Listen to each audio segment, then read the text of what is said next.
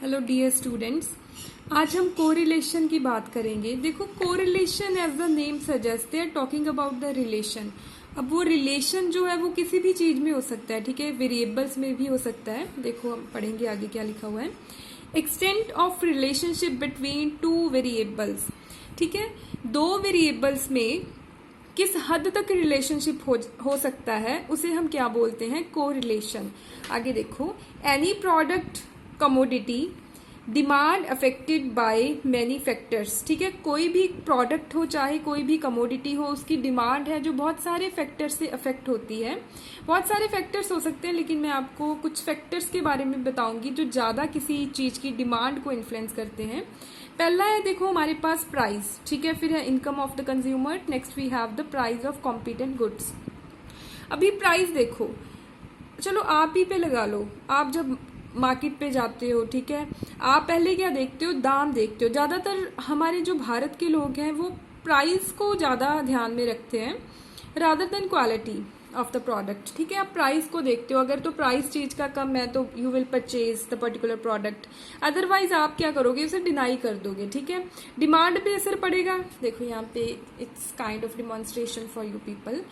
हमारे पास जो डिमांड है वो अगर नहीं, प्राइस से देखो, अगर हमारे पास प्राइस 30 है तो उसकी डिमांड 20 है, ठीक है। अगर उसी पर्टिकुलर जो प्रोडक्ट है उसका प्राइस मान लो बढ़ के 40 हो गया तो आपकी डिमांड कम हो जाएगी, श्रिंक हो जाएगी, तो वो 20 से 10 पे आ जाएगी। अगर मान लो प्राइस कम हो गया, 10 हो गया, तो आपकी डिमांड है क्या है, 40 हो जाएगी, ठीक है। There is inverse relationship between demand and price here. और सेकंड है हमारे पास इनकम ऑफ द कंज्यूमर। जितनी ज्यादा कंज्यूमर की इनकम होगी उतनी गुड्स वो परचेज कर सकेगा, उतनी उसकी डिमांड होगी, ठीक है। Price of competent good, competent good यहाँ पे आप सब्स्टिट्यूट गुड्स समझ सकते हो। सब्स्टिट्यूट गुड्स क्या होती है, दो इसकी सबसे बढ़िया एग्जांपल है, यहाँ पे लिखती हूँ मैं, टी एंड कॉफी, ठीक है। ये दोनों सब्स्टिट्यूट प्रोडक्ट है।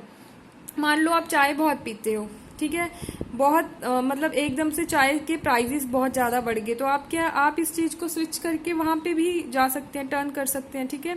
तो इसे क्या, अगर मान लो प्राइस कॉफी के बढ़ गए तो आप इसे छोड़ के चाय पीना शुरू कर सकते हो, ठीक है। इसके साथ अब अगर मतलब प्राइस बढ़ने कम होने से उसकी डिमांड कम होगी, ठीक है, तो आप शिफ्ट कर सकते हो दूसरे प्रोडक्ट पे।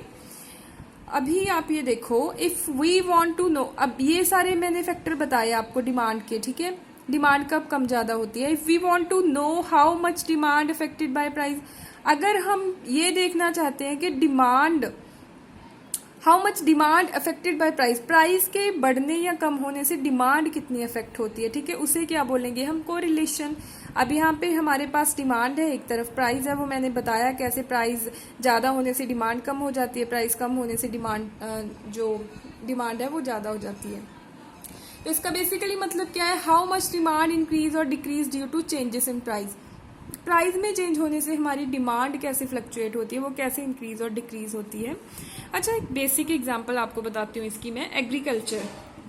अब एग्रीकल्चर के बारे में तो आप सबको पता होगा, ठीक है। एग्रीकल्चर में बहुत सारे फैक्टर्स होते हैं। एक तो होगी हमारे पास रेनफॉल, सबसे बड़ा मॉनसून सबसे बड़ा फैक्टर होता है, ठीक है। अगर ये माना जाता है कि भारत में मॉनसून अच्छी हो रही है, भारत में क्या कहीं भी मॉनसून अच्छी हो रही है, इसका मतलब हमारी जो क्रॉप प्रोडक्शन है वो भी अच्छी होगी, ठीक है। और हमारे पास फैक्टर हो सकता है गवर्नमेंट पॉलिसी का। गवर्नमेंट पॉलिसी में इसमें बहुत चीजें हो सकती हैं। गवर्नमेंट पॉलिसी में एक जो इम्पोर्टेंट मेजर चीज मैं आपको बताऊं, ये है एमएसपी। एमएसपी क्या होता है, मिनिमम सपोर्ट प्राइस, ठीक है।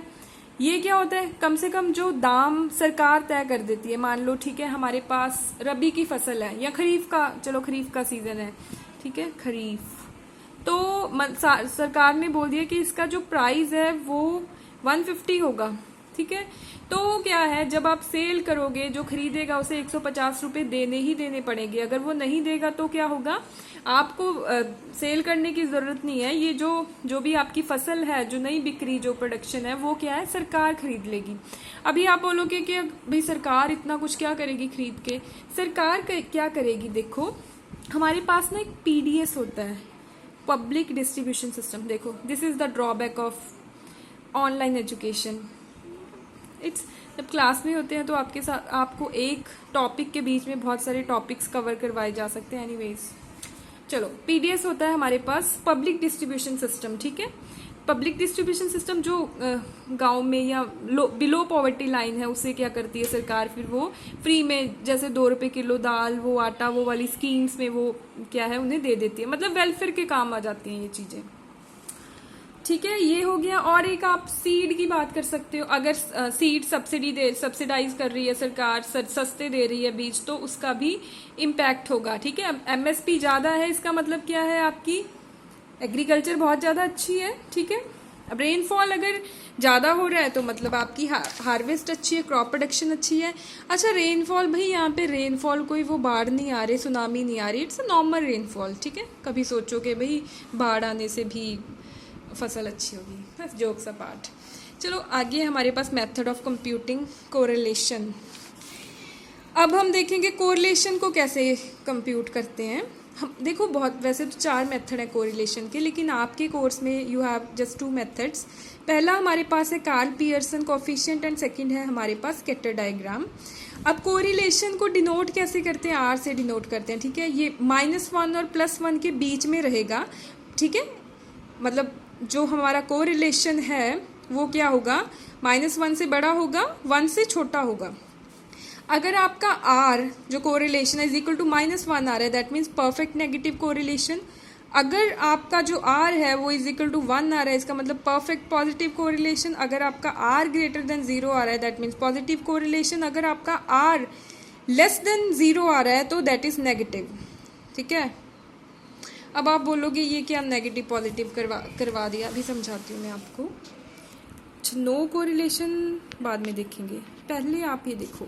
अच्छा, नेगेटिव कोरिलेशन की बात बताती हूँ मैंने आपको प्राइस और डिमांड की बात की, ठीक है। मैंने आपको कहा था कि इन दोनों में इन्वर्स रिलेशनशिप है। इन्वर्स कैसे, मतलब अगर प्राइस आप इंक्रीज हो रहा है किसी भी कमोडिटी का, किसी भी प्रोडक्ट का, तो ऑटोमेटिकली हमारी डिमांड डिक्रीज हो जाएगी, ठीक है। दैट इज इन्वर्स रिलेशनशिप, इसे हम क्या बोलते हैं, नेगेटिव कोरिलेशन। अब हमारे पास रेनफॉल है, अगर भाई रेनफॉल ज्यादा होगी तो आपकी क्रॉप प्रोडक्शन भी अच्छी होगी, ठीक है। रेनफॉल ज्यादा मॉडरेट होगी, समझ लेना, तो इसे हम क्या बोलते हैं, पॉजिटिव कोरिलेशन। अच्छा, पॉजिटिव कोरिलेशन को लिखना हो तो हम क्या बोलेंगे, when 2 variables are directly related, ठीक है। डायरेक्टली रिलेट करते हैं जब 2 वेरिएबल्स, और यहाँ पे when 2 variables are inversely related, ठीक है। इनवर्स रिलेशनशिप होता है, इसमें डायरेक्ट रिलेशनशिप होता है। अभी भाई नो कोरिलेशन क्या होता है, नो कोरिलेशन को आप अगर बोल दो ना नॉनसेंस कोरिलेशन, तो इसमें भी कोई बड़ी बात नहीं होगी। वो कैसे, देखो, नो कोरिलेशन मतलब कोई रिलेशन ही नहीं है। ये आपके पास ये एक चीज है, ये अगर आप मुझे आके ये बोलो कि मैम अगर हम लोग पास हो जाएं तो पंजाब में आम आदमी पार्टी की गवर्नमेंट आएगी। अब भाई आम आदमी पार्टी की गवर्नमेंट को क्या लेना देना, आप फेल हो रहे हो कि पास हो रहे हैं, या आपको क्या लेना देना भाई आपके फेल पास होने से क्या हो, सरकार पे क्या इम्पैक्ट पड़ रहा है, ठीक है। तो दिस इज द, अगर आप मुझे ये आके बोलोगे तो मैं क्या कहूँगी आपको, what a nonsense thing you are talking here, ठीक है, अबाउट यू आर टॉकिंग। तो ये बात हुई नो कोई रिलेशन ही नहीं है। आप एक चीज यहाँ से उठा रहे हो, एक चीज आप 1 किलोमीटर से उठा के ला रहे हो, देयर इज नो कोरिलेशन, ठीक है। अब हमारे पास मेथड है पहला, Karl Pearson coefficient of correlation, बहुत इजी मेथड है, ध्यान से देखना। और हमारे पास इसे क्या बोलते हैं हम, product moment coefficient of correlation. अभी मैंने ये लिख रखा है यहाँ पे, एक्स का मैंने टोटल कर रखा है, वाई का भी कर रखा है, एक्स वाई का भी कर रखा है, एक्स स्क्वायर का भी कर रखा है, ये भी, और मैंने फॉर्मूला भी लिख रखा है। I am feeling like a master chef, मैंने ये भी कर रखा है, मैंने ये भी कर रखा है, लाइक दैट, ठीक है। मुझे लगा था टाइम ज्यादा लगेगा। अभी ये देखो, समेशन एक्स वाई, आप सिग्मा बोल लो इसे, एक्स वाई। अब एक्स वाई करना है। अच्छा, फॉर्मूला देखो पहले, फॉर्मूला क्या होगा, N summation X Y minus summation X summation Y upon root N summation X square minus summation X का होल स्क्वायर है। ये बात समझने वाली है, इन दोनों की बात जब मैं आपको ये पुट करवाऊंगी फॉर्मूले में तब देखना ध्यान से। वहां पे रूट आ गया हमारा N summation X Y square minus this. अभी देखो हमारे पास ये नहीं है, अभी लिखने में दिक्कत आएगी। ओके हियर, अभी ये हमारे पास 7, ठीक है, एक्स वाई करना है, 7 1 7, 6 2 12, फिर आ गया हमारे पास 12 20 15, ठीक है, इनका टोटल आ गया 66। अभी एक्स स्क्वायर करना है, हमारे पास 1 आ गया, 4 आ गया, 9 आ गया, 16 आ गया, 25 आ गया, इनका टोटल हमारे पास 55 आ गया। वाई स्क्वायर करना है हमें, 49 आ गया हमारे पास, 36 आ गया, 16 आ गया, 25 आ गया, 9 आ गया, इनका टोटल हमारे पास 135 आ गया। अब हम इसे फॉर्मूले में पुट करेंगे, ध्यान से देखो। एन हमने क्लास में भी किया था। एन हम किसे लेते हैं? एन डिनोट क्या करता है यहाँ पे? Number of items. Now how much number of items you have? See here, 1 2 3 4 5 items you have. 5 into summation X Y आपके पास कितना है? 66 माइनस समेशन एक्स आपके पास कितना है? दैट इज 15, ठीक है, इंटू समेशन वाई आपके पास कितना है? 25 अपॉन रूट एन, ये 5 आ गया। समेशन एक्स स्क्वायर हमने निकाल रखा है 55। अब भाई आपको यहाँ पे माइनस समेशन एक्स का होल स्क्वायर करना है। समेशन एक्स क्या है आपके पास? इसका आपको होल स्क्वायर करना है, ठीक है। अब आगे आ गया आपके पास फिर से 5 आ गया, इंटू वाई स्क्वायर है आपके पास 135, ठीक है, माइनस अभी आपको किसका होल स्क्वायर करना है? 25 का आपको होल स्क्वायर करना है। अब यहाँ पे क्या आ जाएगा? 5 इंटू 66 माइनस 15 इंटू 25, ये आप कैलकुलेट कर लेना। I have no calculator now. यहाँ पे हमारे पास आ गया 5 इंटू 55 माइनस 15 इंटू 15 कितना हुआ? 225, ठीक है। ये ध्यान रखना, ये ध्यान रखने वाली चीज़ है, मैं आपको बार बार इसीलिए बता रही हूँ। 5 इंटू 135 माइनस क्या आ गया? 25 इंटू 25 625, ओके।